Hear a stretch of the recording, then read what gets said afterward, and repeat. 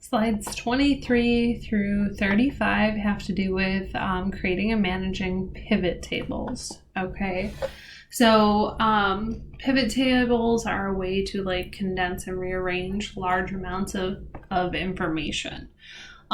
So you can have it like spit out numbers or pieces of information, things like that. So we've done a little bit with this, but it wasn't on the regular test.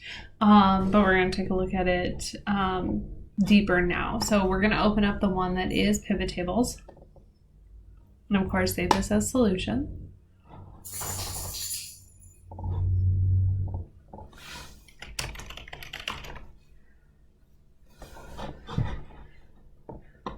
On the data worksheet, select A1. So make sure we're on data, A1. And press end.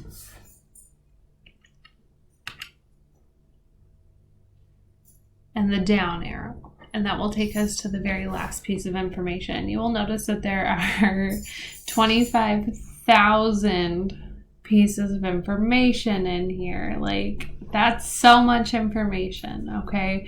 25,000 pieces. So we have to be able to like condense this and figure out what that could, means for this much. Okay.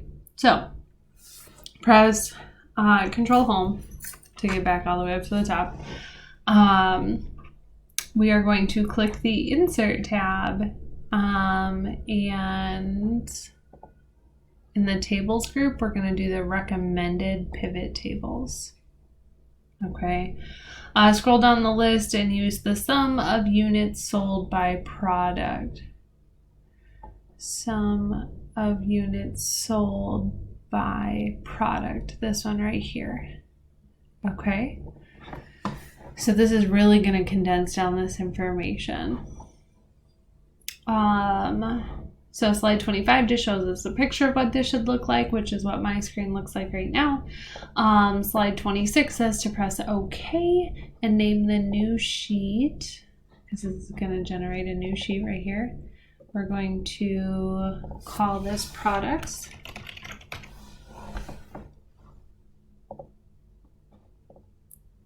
When I click off of it, the pane goes away. If I come back to it, it brings back up that pivot. So this is a condensed version of all of this 25,000 pieces of data.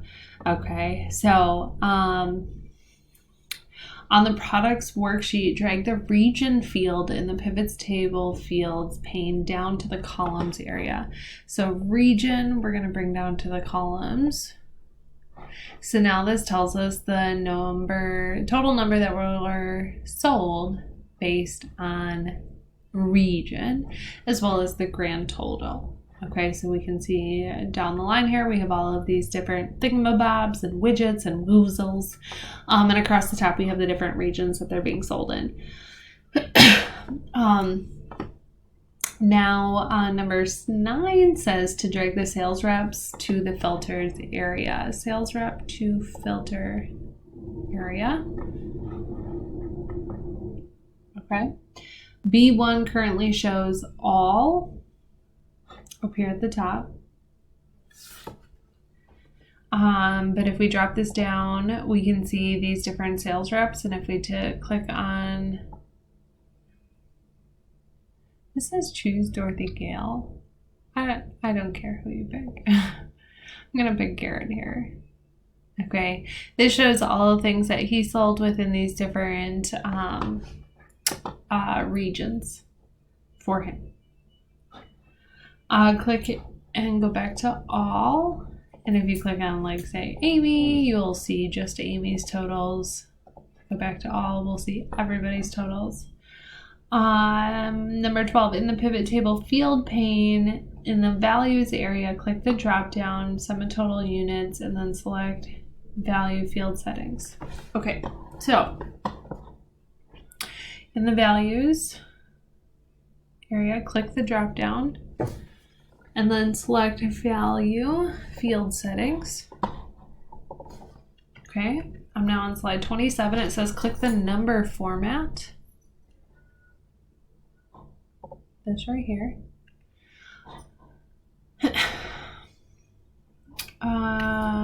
category list, select number, change the decimal places to 0 decimal places, and use the separator for thousands. Click OK 2 times to close both of these. So now we can see it with the no decimals, but with commas. Now click the Pivot Table Tools Design tab up here. And click the More button in the Styles group. And we're going to select light green pivot style medium 14. So this, I know it'll be in the medium group. I know it'll be in the light green. And we're looking for style 14. All right, we are going to save, and it says to pause. Slide 28 just shows us an image of what this should look like when we're done, and that's what we have. Slide 29, now we're going to add some slicers to this. Okay, so we're going to leave this just as it is, and we're going to add some slicer filters to the entire table. This restricts the sums, counts, averages, and so on to only those fields selected in the slicer or the filter field. So we're going to see how do we actually do this. All right, so in our pivot table solutions, if you don't already have that open, we're going to select the worksheet that's pivot table slicers, this kind of purpley one over here, bluish. It says select any cell in the pivot table and close the pivot table fields pane. So this guy over here can get closed.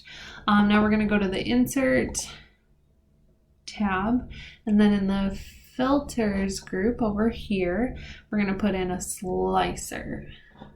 Okay. And we're going to slice this by sales rep and press OK. Position and resize the slicer so that it covers all of cells L2 through L8. L2 through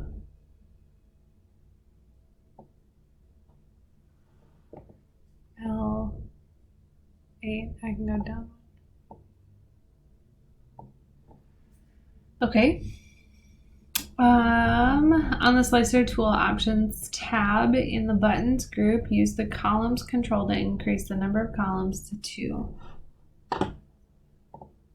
Okay, so instead of scrolling, now we can see them all this way. Okay.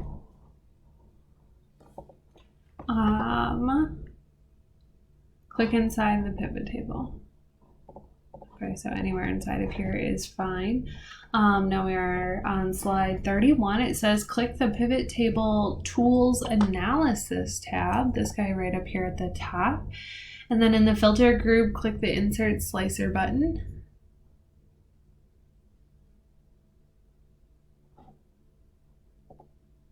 That's right here. And we're going to do the state abbreviation. And press OK. And we're going to put this in L10 through L26.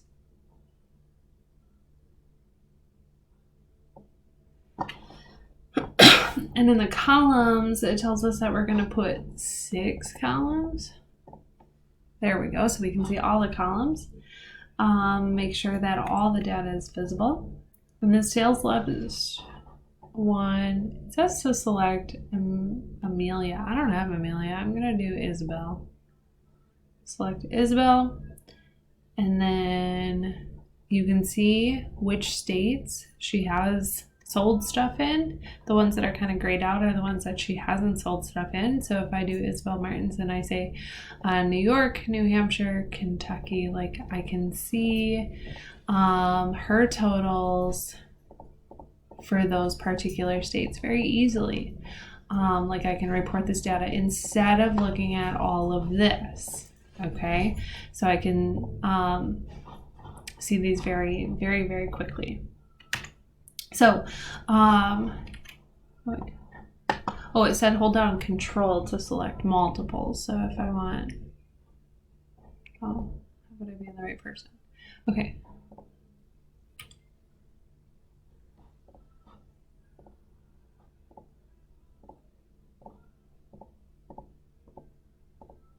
Okay, go back to everybody. Go back to, I'm going to go to Isabel.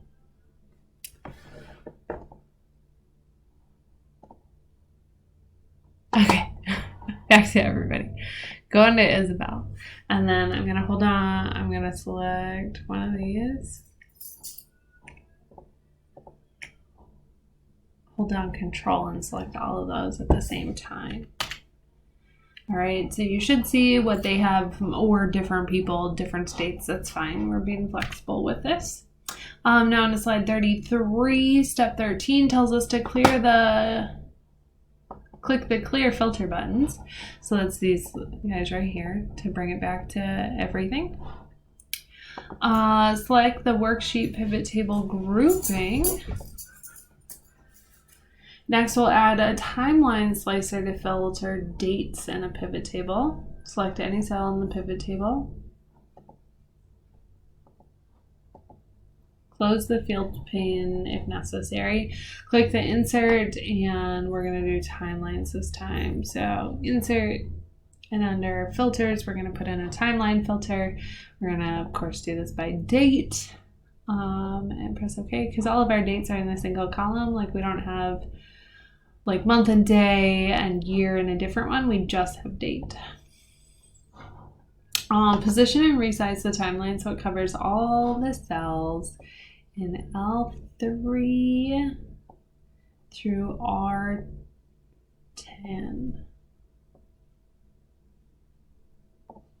Okay.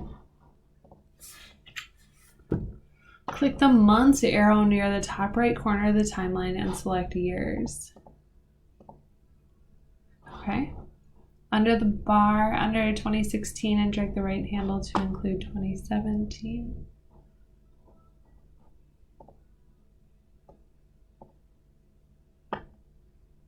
So we can condense the information by looking at it this way as well, by dates, as well as any other piece of information that's in there too. Okay. So the slicers are for like specific like pieces of information that repeat multiple times. Like there's a limited number of states that repeat. They have a limited number of sales reps that repeat. So that would make sense that they would slice that by those things. And then slicing it by date is just putting in a timeline filter. It's the same thing. It just is a different button. It's timeline. So now step 18, it says on the timeline tools option tab, click the more button in the styles group.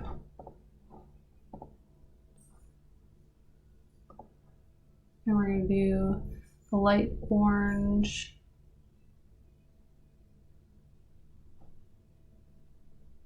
And this darker one.